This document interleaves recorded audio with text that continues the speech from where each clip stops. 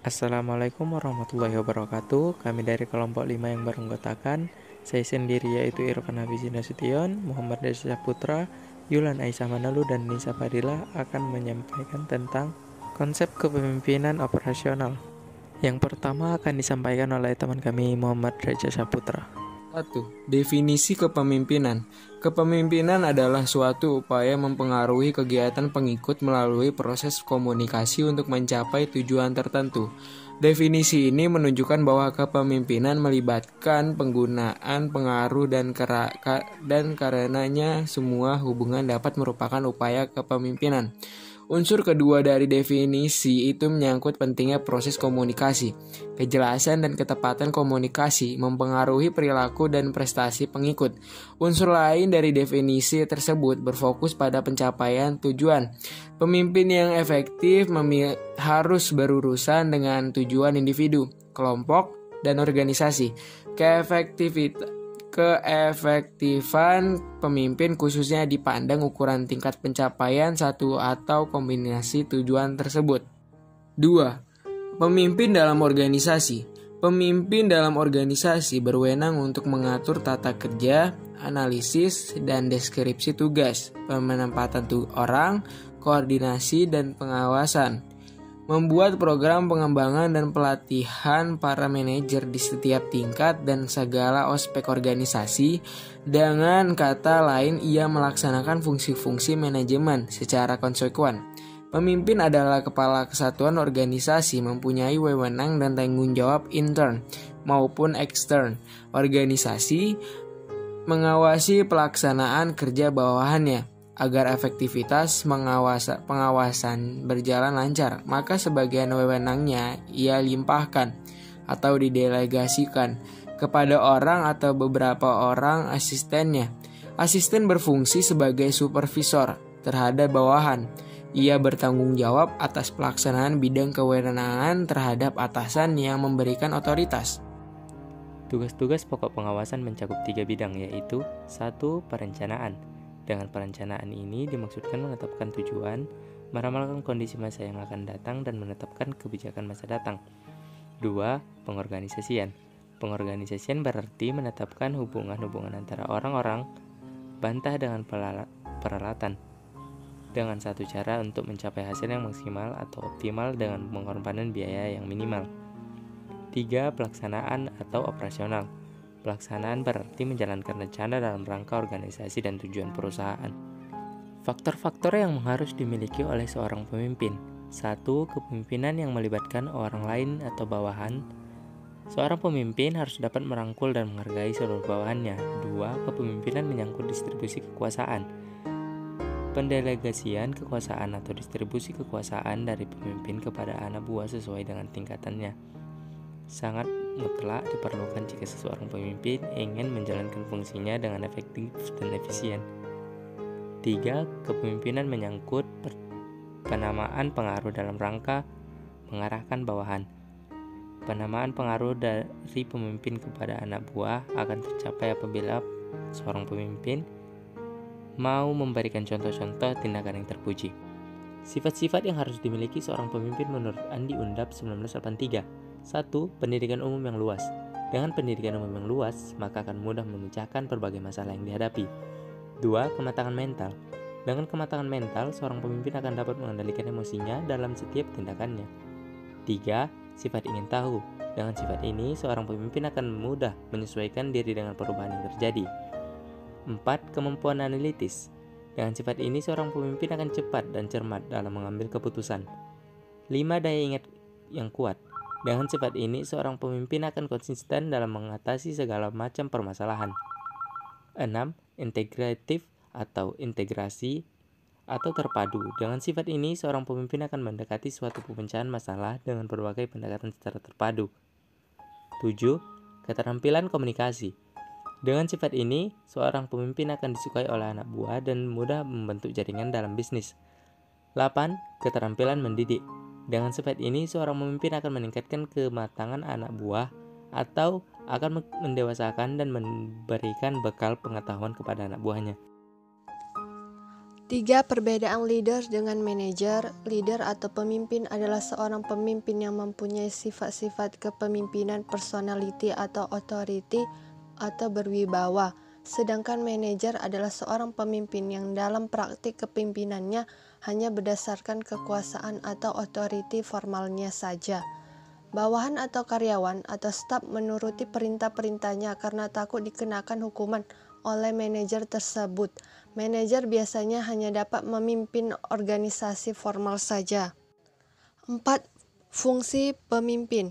Fungsi pemimpin adalah mengusahakan agar kelompok yang dipimpinnya dapat mewujudkan tujuan dengan baik melalui kerjasama yang produktif dalam segala situasi.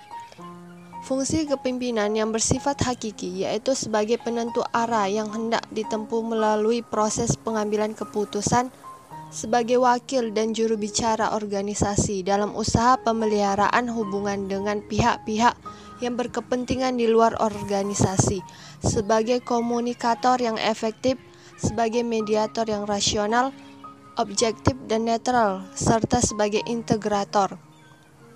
Menurut Sondang Espesiagian, fungsi-fungsi kepemimpinan meliputi 1. Pemimpin sebagai penentu arah, 2.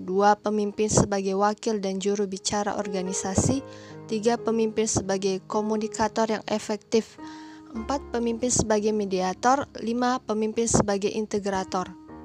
Baiklah, selanjutnya saya akan menjelaskan tentang membangun visi dan intuisi pemimpin. Visi adalah segalanya bagi seorang pemimpin, karena visilah yang memimpin para pemimpin, melukiskan sasaran, memicu serta membakar semangat, dan mendorong untuk maju. Visi dimulai dari dalam diri seorang pemimpin. Visi timbul dari pengalaman masa lalu seorang pemimpin atau sejarah orang-orang di sekelilingnya. Jadi, visi merupakan bagian yang tidak dapat dipisahkan dari seorang pemimpin tanpa visi. Pemimpin tidak akan mengetahui apa yang harus dikerjakannya karena tidak memiliki tujuan. Intuisi umumnya akan berkaitan dengan kata hati. Dalam berbagai sudut pandang, intuisi kerap kali disertakan dengan indera keenam. Bagi seorang pemimpin, intuisi ini sangatlah dibutuhkan dalam kondisi tertentu, khususnya ketika seorang pemimpin harus menentukan sikap di tengah-tengah kondisi yang tidak kondusif. Intuisi pemimpin biasanya akan muncul manakala terjadi hal-hal yang kritis dan membutuhkan penanganan yang segera dari seorang pemimpin. Beberapa cara mengembangkan visi dan intuisi bagi seorang pemimpin, yaitu yang pertama, menciptakan hubungan saat ini menuju masa depan. Yang kedua, memunculkan motivasi dan semangat menuju masa depan. Yang ketiga, menetapkan standar kualitas di dalam organisasi. Yang keempat, menyediakan makna kerja bagi seorang orang. Yang kelima, mencari pengalaman sebanyak-banyaknya bidang yang ingin ditekuni untuk menjadi pemimpin yang intuitif. Yang keenam, pertajam pendengaran dan naluri.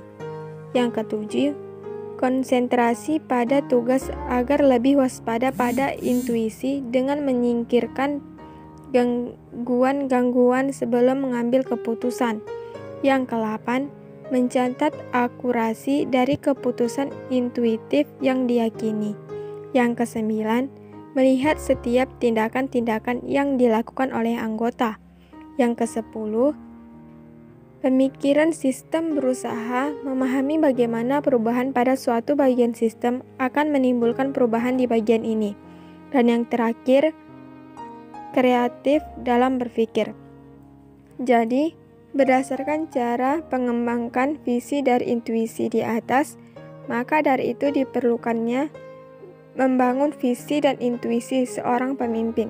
Karena visi adalah tujuan jelas dari seorang pemimpin, dan intuisi adalah hal yang harus ada dalam seorang pemimpin.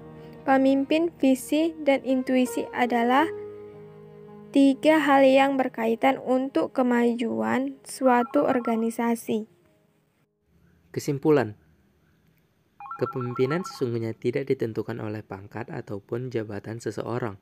Kepemimpinan adalah suatu yang muncul dari dalam dan merupakan buah dari keputusan seseorang untuk mau menjadi pemimpin, baik bagi dirinya sendiri, bagi keluarganya, bagi lingkungan pekerjaannya, maupun bagi lingkungan sosial dan bahkan bagi negerinya.